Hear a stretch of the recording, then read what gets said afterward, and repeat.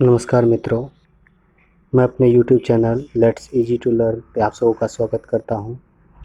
आज हम लोग कक्षा 10 के अभ्यास 2 अम्ल क्षार एवं लवण के अभ्यास का प्रश्न उत्तर देखेंगे।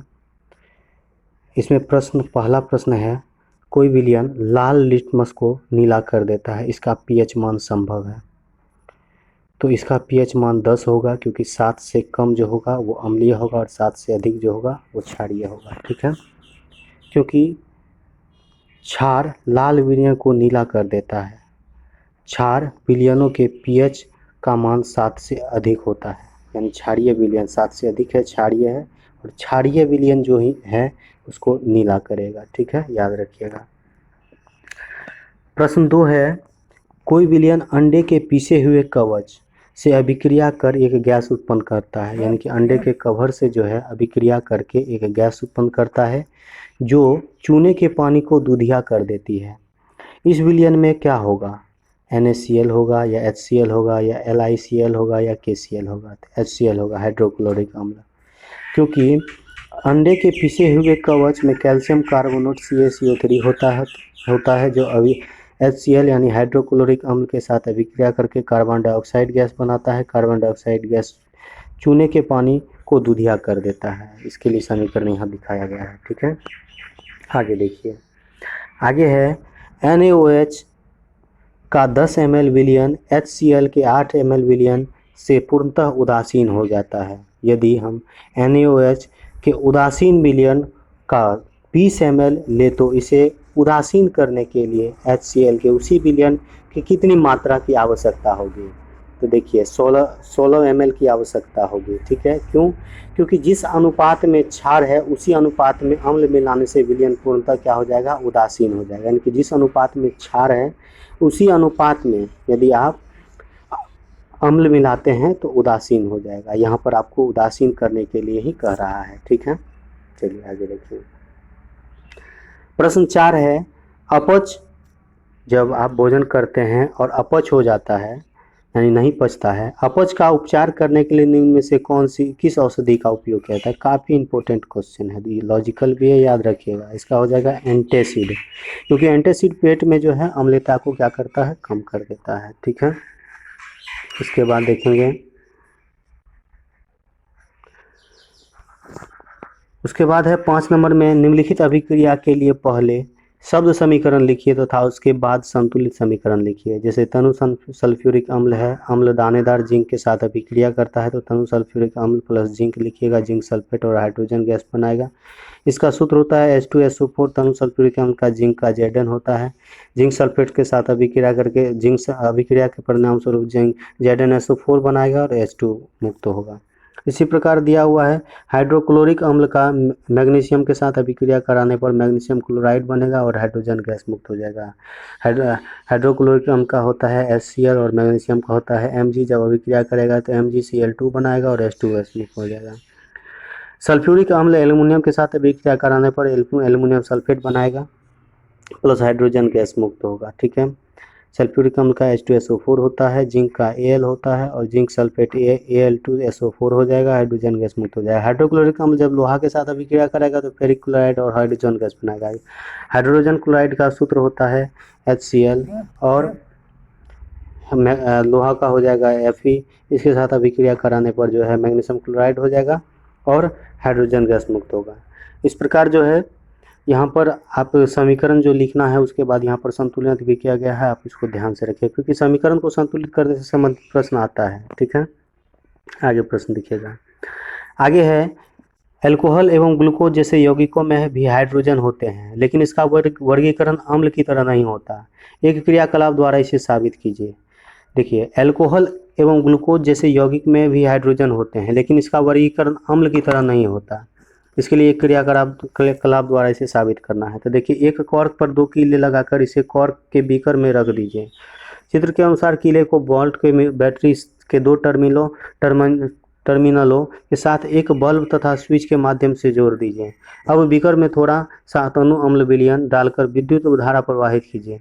इस प्रक्रिया को अल्कोहल विलयन या ग्लूकोज विलयन के साथ अलग अलग दोहराइए। हम देखते हैं कि बल्ब केवल तनु अम्ल की स्थिति में ही जलता है। इससे यह पता चलता है कि ग्लूकोज और अल्कोहल की स्थिति में विद्युत प्रवाह नहीं होता है, क्योंकि यह विलयन में हाइड्रोजन आयन उत्पन्न नहीं करता है। यानी कि इस अल्कोहल और ग्लूकोज के विलयन में जो है ना हाइड्रोजन आयन मुक्त नहीं होता, इसलिए बल्ब नहीं जलता है। ठीक है, आगे देखिएगा। आगे का प्रश्न 7 में है, आश्वित जल जो है यानी शुद्ध जल, आश्वित जल विद्युत का चालन क्यों नहीं होता, जबकि वर्षा जल करता है। आश्वित जल जल का एक शुद्ध रूप है और यह किसी भी प्रकार के आयनों से मुक्त होता है। विद्युत के संचालन के लिए आयनों की आवश्यकता होती है, इसलिए यह विद्युत का संचालन नहीं करता। जबकि वर्षा का जल शुद्ध नहीं होता, इसमें वातावरण की अधिकांश अशुद्धियाँ मिली होती है, अतः यह विद्युत का संचालन करता है। बस इसमें आपको याद रखना है कि आश्वित जल विद्युत का संचालन क्यों नहीं करता, क्योंकि ये आयनों से मुक्त होता है और विद्युत के संचालन के लिए उसमें आयन की उपस्थिति अनिवार्य है। ठीक है, चलिए आगे है, जल की अनुपस्थिति में अम्ल का व्यवहार अम्लीय क्यों हो जाता है। यानी कि जल की अनुपस्थिति में जल नहीं होता है तो अम्ल का व्यवहार अम्लीय क्यों होता है। अम्ल जलीय विलयन में विघटित होकर हाइड्रोजन आयन यानी H+ आयन उत्पन्न करता है, जो उनकी अम्लीयता के अभिलक्षण को प्रदर्शित करते हैं। जल की अनुपस्थिति के कारण हाइड्रोजन आयन उत्पन्न नहीं होता, इसलिए जल की अनुपस्थिति में अम्ल का व्यवहार अम्लीय नहीं होता। यानी कि जल की अनुपस्थिति के बिना अम्ल अपना व्यवहार प्रदर्शित नहीं करता है। क्यों? क्योंकि यह जो है जल से अभिक्रिया करके H+ आयन उत्पन्न करता है, जिसके कारण उसका गुण प्रदर्शित होता है। चलिए आगे देखिएगा। आगे दिया हुआ है 9 नंबर में 5 विलयन ABCDE है कि जब सार्वत्रिक सूचक से जांच की जाती है तो pH मान क्रमशः 4, 1, 11, 7 एवं 9 प्राप्त होता है। कौन सा विलयन है? ठीक है, इसमें से कह रहा है विलयन का प्रकृति क्या है, तो उदासीन विलयन कौन सा हो जाएगा। देखिए 7 जो है, देखिए उदासीन विलयन हो जाएगा D, जिसका pH मान 7 हो जाएगा। 7 से कम जो होगा प्रबल क्षारीय हो जाएगा। 7 से जो एक मान है उसका प्रबल अम्लीय हो जाएगा। दुर्बल अम्लीय हो जाएगा 4, उसके बाद दुर्बल क्षारीय हो जाएगा 9। pH के मानों का हाइड्रोजन आयन की सांद्रता को आरोही क्रम यानी कि बढ़ते क्रम में सजाने के लिए देखिएगा, पहले 11, फिर 9, फिर 7, फिर 4 और फिर 1 आएगा। इसमें मेनली चीज़ें आपको याद रखना है कि 7 जो होता है वो उदासीन हो जाएगा, 7 से कम अम्लीय और 7 से अधिक क्षारीय हो जाएगा। ठीक है, चलिए आगे देखेंगे हम लोग 11 नंबर का।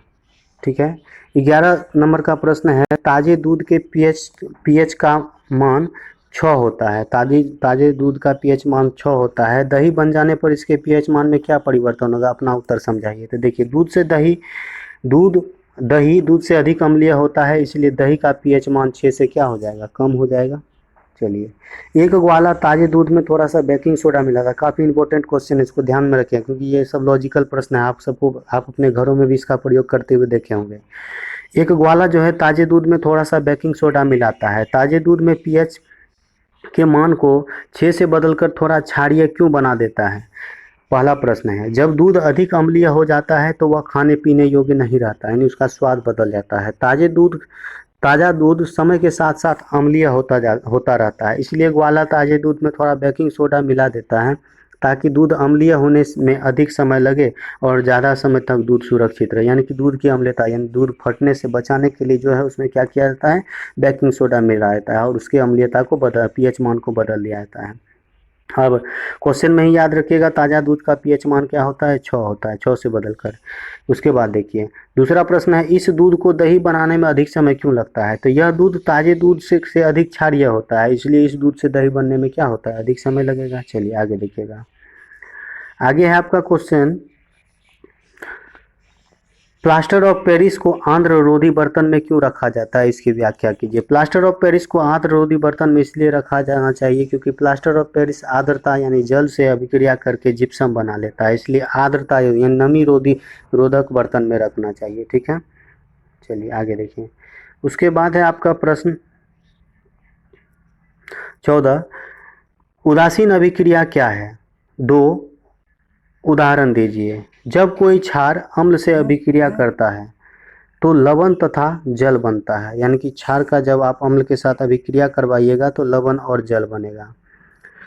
इस अभिक्रिया को उदासीन अभिक्रिया कहते हैं, जैसे कि उदाहरण के द्वारा दिया हुआ है सोडियम हाइड्रोक्लोरिक अम्ल, यानी कि क्षार अम्ल के साथ अभिक्रिया करके लवण तथा जल बनाता है तो इस अभिक्रिया को उदासीन अभिक्रिया कहेंगे, जैसा कि यहाँ पर प्रयोग द्वारा दर्शाया गया है। ठीक है, आगे हम लोग पांचवा प्रश्न देखेंगे। पांचवा प्रश्न है, धोने के सोडा एवं बेकिंग सोडा के दो दो प्रमुख उपयोग बताइए। तो धोने का सोडा, इसका जो उपयोग है कांच, साबुन तथा कागज उद्योग में होता है। इसका उपयोग घरों की साफ सफाई में होता है। बेकिंग सोडा का दो प्रमुख उपयोग होता है, अम्ल अग्निशामक में भी प्रयोग किया जाता है। अम्ल अग्निशामक यानी कि फायर ब्रिगेड, फायर सेफ्टी जो बनाया जाता है उसमें किया जाता है।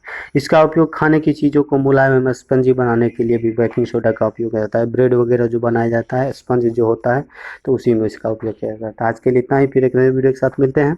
हमारे आप YouTube channel let's digital learn पे आप लोग बने रहें।